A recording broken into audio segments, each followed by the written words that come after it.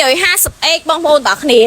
លុចស៊ីចាបើជែកជូនបងប្អូនមកគ្រឿងនេះ full premium កាន់ 9500 ដកចេញឥឡូវតែម្ដងបងប្អូនណាចាណែ sensor ឲ្យមកចំឡានតែម្ដងបងប្អូនតើគ្នាអែមខ្លាំងមែនតើបងប្អូនតោះឥឡូវខ្ញុំនាំបងប្អូនមកមើលផ្នែកខាងក្រោយបងប្អូនតើគ្នាបងប្អូនណាចាខាងក្រោយអូយខ្ញុំនិយាយមែនឡើងខ្ចីហ្មងបាត់ទៅបងប្អូនតើគ្នាបងប្អូនមើលផាន់ភាគឡានចាក់ស្ដែងមកអូយខ្ញុំនិយាយមែនមកក្រុងនេះមើលហើយគឺ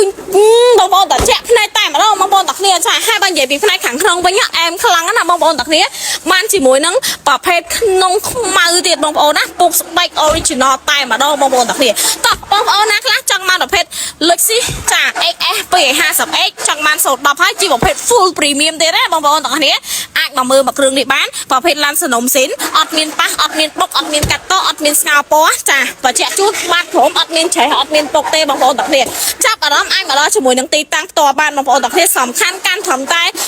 9500ដកចេញឥឡូវតែម្ដងអត់សិក្សាអត់សំណុំអត់ចត្រទេរៀបចំឲ្យបងប្អូនមកលេះតែម្ដងចាមិនថាកាមេរ៉ាជើង VIP កាមេរ៉ាតាប់ឡូប្រេងម៉ាស៊ីនប្រេងប្រអប់លេខតម្រង់ប្រេងឬក៏ស្រកកង់ទេគឺខ្ញុំរៀបឲ្យបងប្អូនមកមើលទៅគឺ